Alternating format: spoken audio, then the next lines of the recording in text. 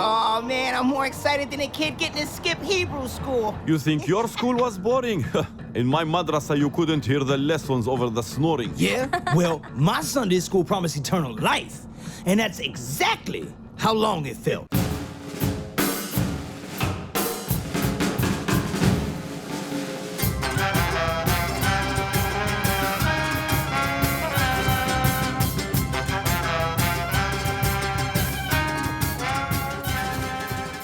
Welcome to Amusing Jews, where we celebrate Jewish contributors and contributions to American popular culture.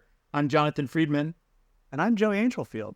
Producer-engineer Mike Tomren is working somewhere behind the scenes. Amusing Jews is a project of Adat Chaverim, Congregation for Humanistic Judaism, the Jewish Museum in the American West, and Atheists United Studios. Hey, Joey. There's an old adage, write what you know. Well, if you're a funny person who also knows how to write comedy, this authorial authenticity can be adapted to multiple genres and formats, from late-night talk shows to animated cartoons, to award shows, to graphic novels, to humor books, to newspaper and magazine articles. Today's guest is living proof of this. We're delighted to chat with Rob Kutner, an award-winning author and television writer whose credits include The Daily Show with Jon Stewart, The Tonight Show with Conan O'Brien, Teen Titans Go, Ben 10, and many more.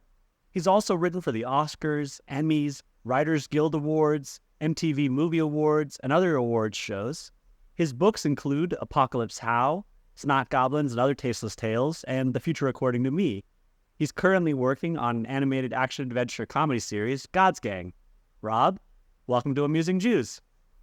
Hey guys, I'm just glad to be living proof of anything. You've written for Dennis Miller Live, The Daily Show with Jon Stewart, and Conan. Could you take us through a typical session in the late-night talk show writer's room? Yeah, that's so interesting because those are all like done very differently. But, because for example, Dennis Miller, that was a show for the young people. It was almost like pre-digital. I think it's in that little vault where like all the Daily Shows gone down that memory hole. But it was a weekly show, like the John Oliver show like comes on digital, but now it's just available on YouTube and also on YouTube site and stuff. But this was not available anywhere else except just on HBO, and so the pace of work was kind of like Weekend Update or one of those shows where it's all funneling towards one show and the topicality is like what's the biggest stories of the week or the biggest topics. So it was like the upshot was it was like the writers were like funneling like just like tons and tons of stuff and a couple of targets, and like all week it was like winnowing that down. So we were mostly in our offices, like just like hammering away at it and then meeting up and then sort of we were kind of cutting each other's down and making selects from what we like from each other's, and then saying this to Dennis. From those, he picked his sort of semi-favorite. Then he'd come in on Friday and kind of hammer it through it with us. So Daily Show is very different because it was like daily, so different topic every day. So John would come in, all the producers, all the writers would have a big kind of huddle in the morning, and people would bring in, if there was like a piece of news footage or like a crazy piece of media or just an interview or just like a trend or something people saw that was funny. We just sort of chew it all over in this huge room of people. John would have like a huge iced coffee and a bagel that he would just be chewing on and just like suck the whole thing down and just like full of piss and vinegar and also bagel, I guess. And he would, whatever he was pissed off about was sometimes usually be one of the big stories of the day. And then those would just sort of like naturally melt into like, well, here's the headline. So 4 writers would go off and then each of them would take their own whack at the same headline story. And then during the process of the day, the executives and John would sort of weave that together into like, they would sort of Frankenstein their favorite jokes into the headline of the day. And then other writers would go off and like, for example, script that back and forth between John and the correspondent, so based on the thing that spun off of that story. And then there's also sort of roving segments that would be like, take a few days to make, they would sort of plug in whenever. So like, you're like, your commentaries, like your Lewis Black and your, John Hodgman and those sort of things, and then there's also like the field pieces. So the correspondents would go out and talk to real civilians, and so some writers would break off and like help them come up with questions for that. So the point is there's a lot of different jobs that would kind of rotate, every day, and you sometimes many jobs during the same day. And then Conan was different because I was just in the monologue team. So Conan, there was a team for monologue jokes and then for sketch. And that's kind of like a couple of shows have that division. And so I would, again, sort of going back to the original Dennis Miller, I was just like on the factory floor, as it were, in my office, just like joke. And then getting feedback from Conan, less of this, more of this, different joke. And then we meet with him in the middle of the day, kind of hammer out which kind of areas and jokes we liked that we thought he thought was working for him. We go back and take one more shot at it. So, write a bunch of jokes. And then also we could pitch sketch bits for the show, but it wasn't our primary job. And then at the end of the day, all the writers, sketch and mono would come together and have sort of a big pitch meeting after the show had taped. And then some of those would turn into like bits that people would work on for the next day. So 3 very different experiences, even though the shows might sort of feel like they have some similarities on the surface. Did you guys ever get in fights or have your egos hurt or anything like that? No, I have to say, I know there are some shows where things don't work out as well. All 3 of those are very, very collegial environments. All teams I liked working with. And I think even in like the Daily Show or especially Conan, where like there's almost a 1-to-1 competition, because it's like there was a monologue team, there's 4 or 5 of us, how many got jokes in? We didn't know whose joke it was, although, obviously after time we probably had a sense sometimes whose joke it was. But also like I literally didn't, I was only sort of competing with myself, at least, and I think the other writers felt that way. Like we were all trying to we would all sit in like the final meeting with Conan trying to make the jokes better, just for everybody, and we were just sort of happy to have a good joke, And if I personally wasn't getting a lot of jokes in and I was feeling like I was falling behind, I had sort of a mental average, and that was on me. Because that's the other thing is like about a late night show is that there's so many of them that the stakes are a little lower. If you don't have a good show, if you don't have a bad show, the next one's also bad. You're going to come back and do it 4 times that week. So you could sort of have a more zen attitudes about like, well, I'm just not in a joke play. I'm just not getting my work shown on the air for money phase right now. I'm just in a dry spell. I imagine the writers help each other anyway, even if your stuff doesn't get on the show, just bouncing off the ideas, and your role is important regardless. Yeah, we totally did that. In fact, that's like where I got some of my better ideas sometimes for jokes. Was like we would have a midday session, we'd all bring our lunch in and like read the packet before we send it to Conan for grammar and also punch up.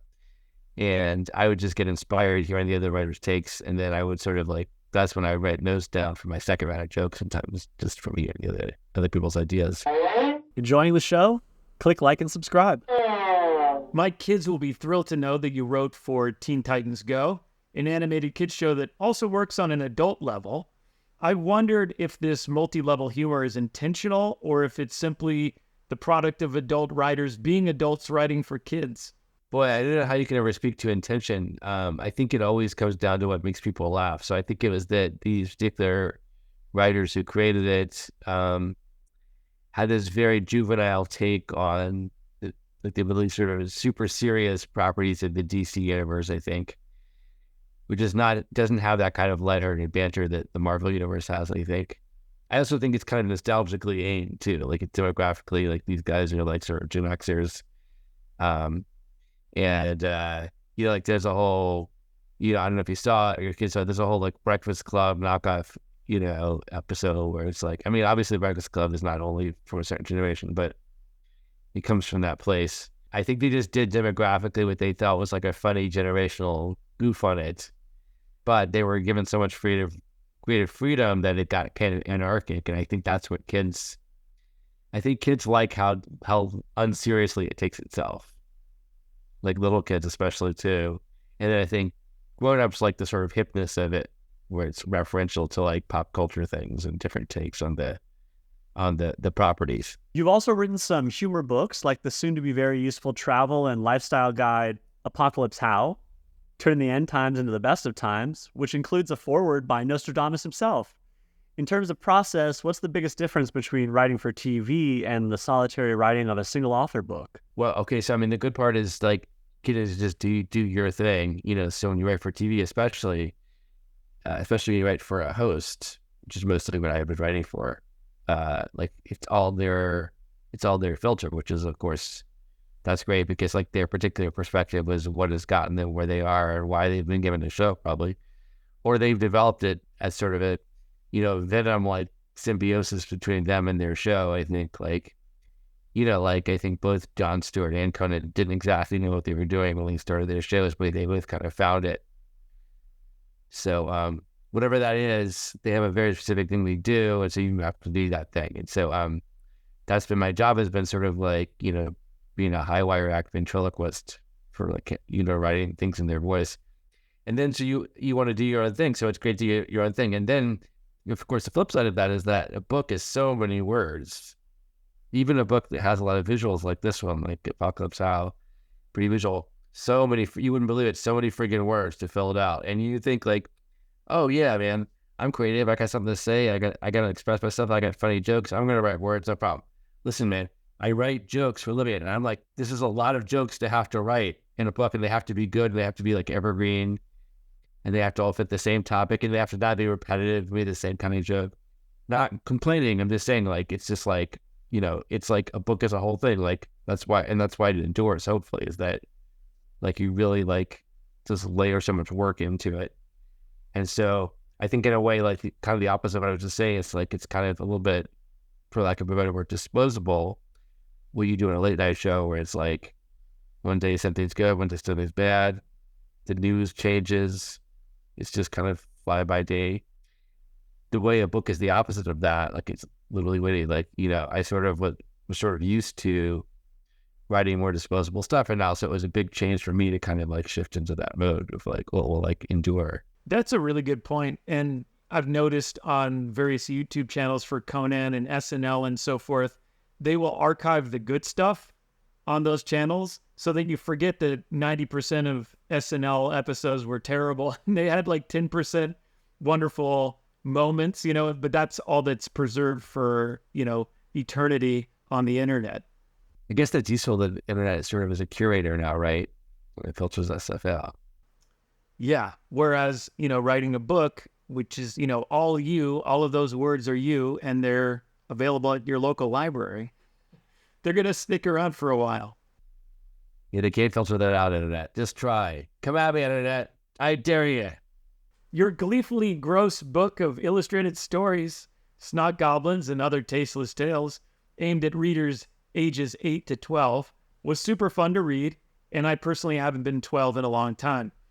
As I was reading it, two things came to mind. One, we've come a long way since the days when parents prohibited their kids from buying Garbage Pail Kids and threw out their kids' collections if they somehow secretly acquired them. They're called the Garbage Pail Kids, a parody on Cabbage Patch Dolls, but parents aren't laughing. He's sitting there with a button in his lap ready to, or he blows his head off, and when it comes off, it looks like the atomic bomb. It looks communistic.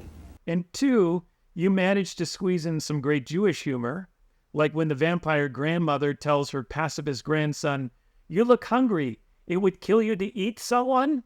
Were any stories in the book censored or softened by your editors? Not really. The only thing is, I think there was like a sensitivity read for like just language choices. You know, for example, like we wouldn't say like insane or crazy now anymore just because the awareness of mental illness. So I think that other than that, I don't think anything was no topics where we tried to push, I think, as far as I think is appropriate for sort of an elementary school. I think. I imagine this book is even available like in school libraries and stuff, which is pretty wild to think how far we've come as a culture pertaining to grossness. Well, it's funny you mentioned that because I'm trying to like, that was sort of the game I tried to play with it, which David and I tried to play with it, is that like just sort of like have it be like appealing to certain kids. It's funny that you say that our parents wouldn't let us have that, and yet they did let us have those. But nowadays there's also kind of like all these gatekeepers, you know, in culture that maybe there wasn't, I think when we were kids. So that's also like, how do you get a book that's kind of like, you know, plays in a weird traffic of stuff, like how do you get that to be taken seriously by this sort of the literati of kids' literature.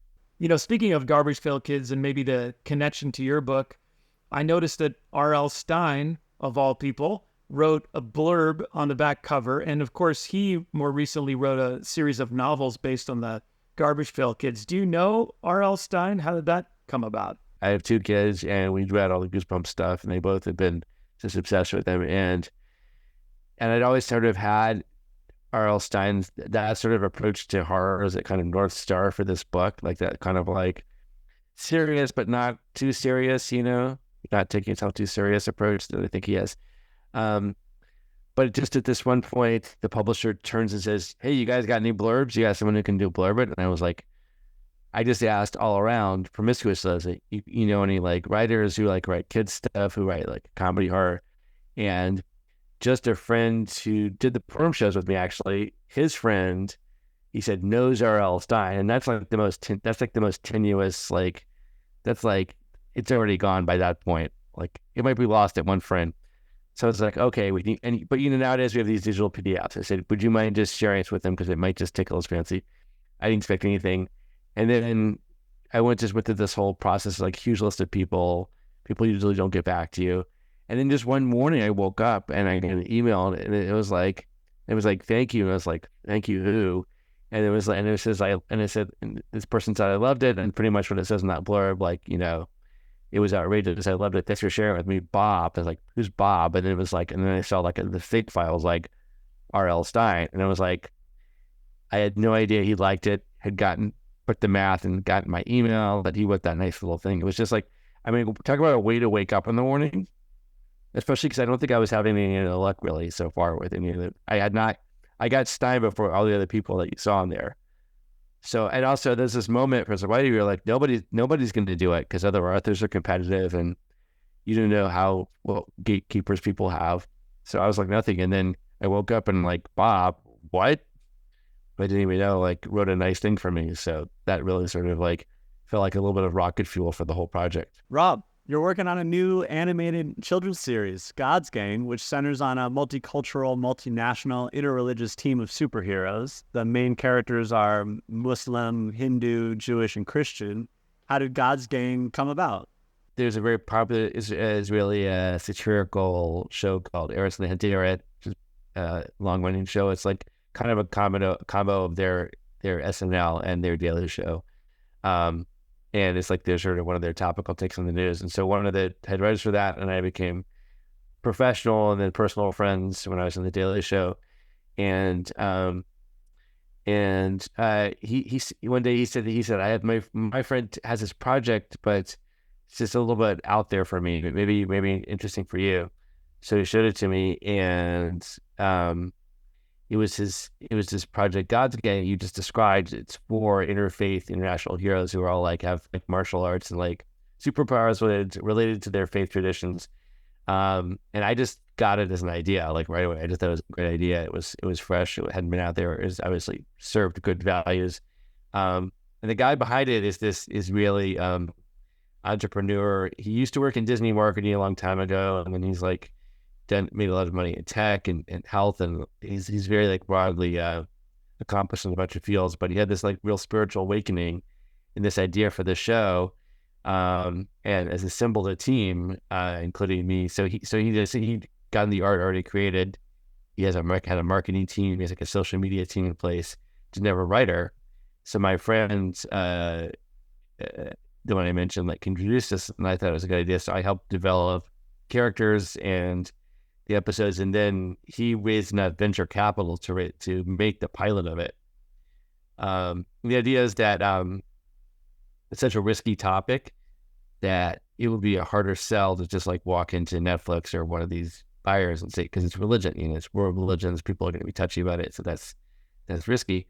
So instead, they actually financed the pilot and they put it online for free on YouTube to show that there's a global like demand for it. It's like a big online audience for it. So then that will be like the sales piece is like, and it's done. I think it's working. It's got like 1.5 million like YouTube subscribers, and it's like growing by like several thousand every day. So I think the numbers will be pretty compelling after a while. And someone who wants a buzzy show or wants to get some Humanitas nominations or something. will take it on. Cartoons rely on caricatures and stereotyping to convey ideas and personalities. As you mentioned, this is a sensitive topic when the subject is race, religion, or ethnicity. God's Gang, I think, does an effective job of using but also subverting some of these tropes. The Jewish character, for instance, Ninju, is a short, bespectacled, Hasidic-garbed self-doubter, yet he's also got blonde hair and is a master of ninjutsu. I'm sure there's a lot of discussion about cultural and religious sensitivities among the writers. Yeah, it's so funny that you focused on that, because we get we've gotten some crap about that why is he like short and nebbishy and that sort of things, and Nimrod, who came up with him, like always points out that like he like the blonde hair and the blue eyes, like he's different, and also that he thinks he's an NBA star and stuff like that he has complicating factors about him. And he makes the point, which I think is great. He's like, imagine that he was like a big muscular, IDF kind of guy. Imagine that would be playing right now, as a show, as opposed to the sort of like way that this is playing, which is a bit more, we'll say, traditional. But the other thing is that like, it's interesting, like there's been the complaints about almost all the characters, honestly, which maybe is a badge of honor, I think. And I think at the end of the day, we decided like it's not the perfect show to represent every faith, because that's too much to handle. It's the show for representing the joining of efforts of people from different backgrounds. That's what the show is, and we can't do that and also properly like do the really perfect job of representation. A better show would be like, a Jewish family, like, and he's a superhero, and his family is, involved in some way in that. And so then we get the full spectrum, all that. But that would be a different show, for example. So, sort of vertical versus a horizontal show. That said, we have, we have a council of advisors. So we have like an imam, a Hindu advisor, a rabbi, and a minister who like vet every single like character, every single plot thing, every single idea we do, just to make sure that we're being playful about it, but we're within authenticity bound. Speaking of superheroes, you were named a Super Jew by Time Out New York. What does that mean exactly? I don't even remember how that went about, but that was just, I think it was literally just because I had gotten the job working at the Daily Show with Jon Stewart, and I was also like somewhat affiliated in my community. I went to different shuls in New York. I started a Purim spiel, which is the telling of the story of Esther and Purim. I created an annual tradition that was a fundraiser for a Jewish environmental group, where I got Jewish and some non-Jewish comedy writers on other TV shows, and a bunch of actors, most of whom were not Jewish, and then usually look like one star, one of the guest presenters from the Daily Show, or one of the New York comedy people, to be like sort of have a guest part in it. So we did a Purim show every year that would be like a fundraiser for a Jewish environmental group. And then we did it at the downtown Y. So I was sort of involved in Jewish stuff, I think, in New York to some extent, and kept kosher and more or less kept Shabbat. So I guess that's a little bit of an exotic thing in the Hollywood part of things. It's a pretty small Venn diagram, I think, as well. So the funny thing is about that, that was in the Time Out New York thing, and they actually put Jon Stewart's picture, not mine, for the person. So I was like, it's probably a wise choice. That's what people wanted to see. They're like, the guy behind this guy, right? This guy, am I right? The guy feeling the Jew is also a Jew. Yeah. Don't look by that curtain. Awesome. Well, thank you so much, Rob, for joining us. Yeah, thanks so much. If I could just give one shout out, as for God's Gang, if you agree that it's a good idea, the internet comments have been like shockingly for YouTube positive, like everyone's been like really positive, which is like really unbelievable. But if you believe that it's a good idea, we invite you to check out the 12-minute pilot. And if you like or subscribe, that's like the entire currency of what will persuade a studio to take a chance on it. So just inviting your listeners to go to godsgang.com, check it out if it sounds interesting to them, if they have kids in this sort of elementary school and older demographic. Give us that. I sound like a 20-year-old YouTuber, Yeah, smash the like button, bro. But that's what we need. So if you guys can check that out, we appreciate it. Awesome. And we will, of course, provide links in our description of the episode as well. Thanks so much. And to our audience, now back to your regularly scheduled lives. Amusing Jews is here to amuse you. If you like being amused, go ahead and click like and subscribe.